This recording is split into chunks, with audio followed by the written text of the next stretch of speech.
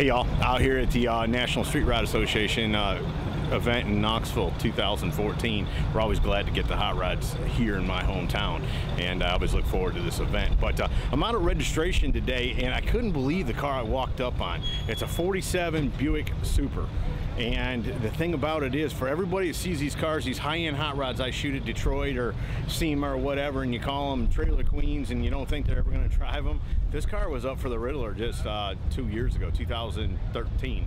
And I spotted it right away. I couldn't believe it was sitting here in a parking lot. But obviously the car's on the road and it's being driven. But I'm going to take an opportunity to shoot a video on it. So let me run Dale down and we'll take a look at it. Dale, how you doing, brother? Good. Good. Tell me, this car was up for Riddler 2013. That's correct. Tell me, what's it been doing since then? Well, I've taken it to a few shows, had a couple of good guys and a couple of the NSRA shows. So you just drive it around?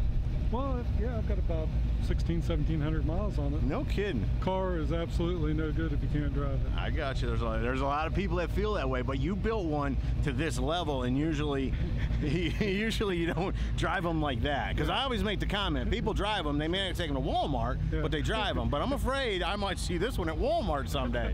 No? Yeah. If you needed something. It'd be way out there. Yeah. Wow, that is cool. Well, tell me a little bit about what you did to the car. Okay, well, first of all, I got an artist to do a rendition, you know, to get it scaled and everything like I wanted it. We've laid the windshield back 4 inches. It's not chopped. We opened the hood, obviously, a different direction. And it used to go from side to side. Now it's going from the front. So it would have opened what, from driver's side to passenger? How'd that work? Yeah. Well, that's how the original cars were. They, right. You know, they flip either way. Oh, I got you. And anyway, we took 3 inches out of the hood from front to rear. So you shortened it? No, well, we pancaked it, basically. I got you. And what motor are you running? It's an LS6 supercharged with a Magnuson supercharger, intercooled. Cool. What's that tank for on the top? That's the intercooler tank. That's a reservoir for the intercooler. Yeah, it's got. That's a cool idea. Yeah, there's a pump down there and it pumps it up. They give you a little cheap plastic thing to put on there with the supercharger, but right. You know. You went a little bit farther. Well, you have to. Plastic doesn't work on a car like this. Plastic doesn't work. Man, that is cool. And then you took the, there's no kind of molding or anything around the window. We took all the chrome off the center of the hood, all around the windshield, the belt line we took off, the rest of the body side molding chrome we did in the front fenders. Wow, that's cool. I love this interior. What kind of wood is that? That's ambrosia maple. Ambrosia beetles bore into that maple tree, and that's their body, but they die, and that's their body you see in the streaks in there. No kidding, like the little dots? Yeah, well, the little dots is where they bored in there, and then the bodies where it grew into the tree. Oh, you're kidding me. Yeah. Wow.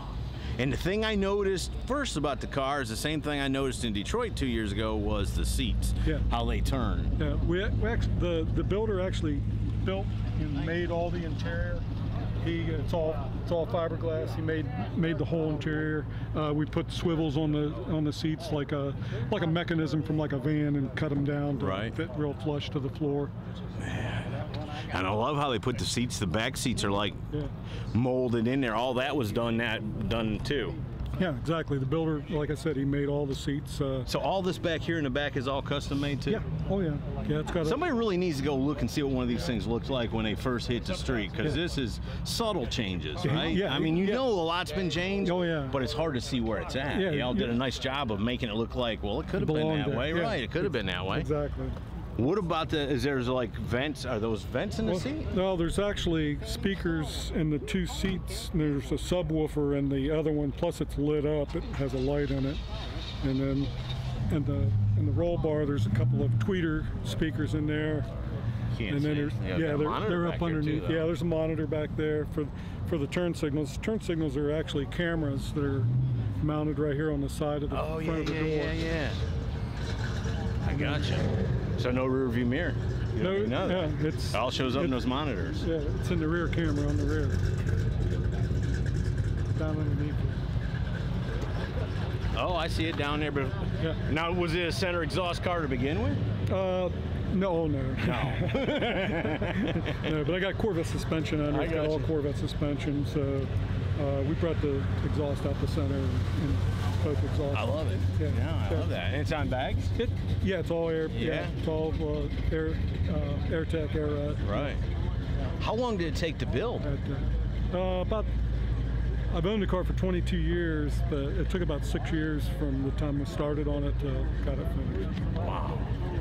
Right over there. Man, it is beautiful. Now, have you been into hot rodding long? I've been a member of the NSRA since 1983, I think it is, on my car. So this ain't your first rodeo? No. I've had a bunch of cars, never done one to this level. Are those one-off taillights?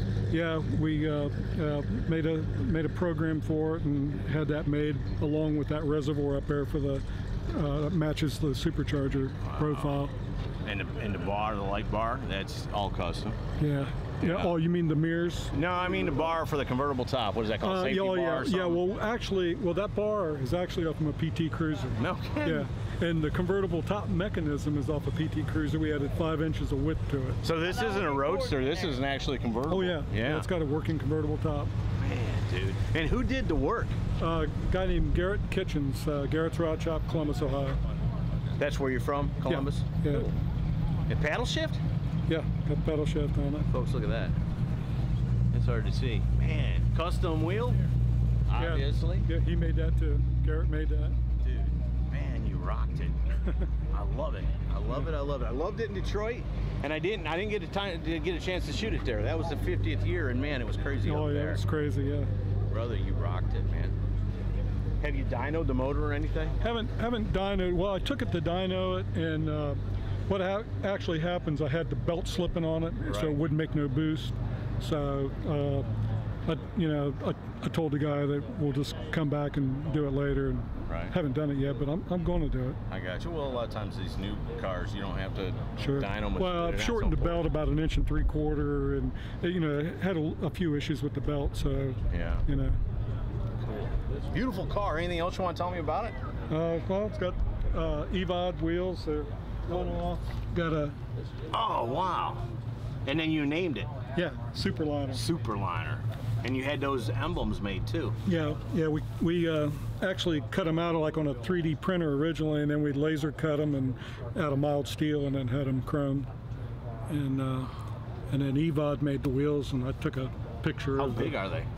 22-inch. No kidding. Yeah. Well, they tuck up under there nice, so they fit the car well. Sure. And then the chassis, what, Art Morrison or anything? Is that custom? No, it's all the original chassis in the center. We boxed it all in, and then we built a front clip and a rear clip, and it's got all Corvette C4 suspension. Wow, beautiful job, brother. I appreciate you bringing it to Knoxville. Thank you. Thanks so much. Thank you. Folks, there you go. A 47 Buick Super. I kept calling it a special. It's a 47 Buick Super, right? I got it right that time. From the NSRA event in Knoxville. Hope y'all have enjoyed it. See ya.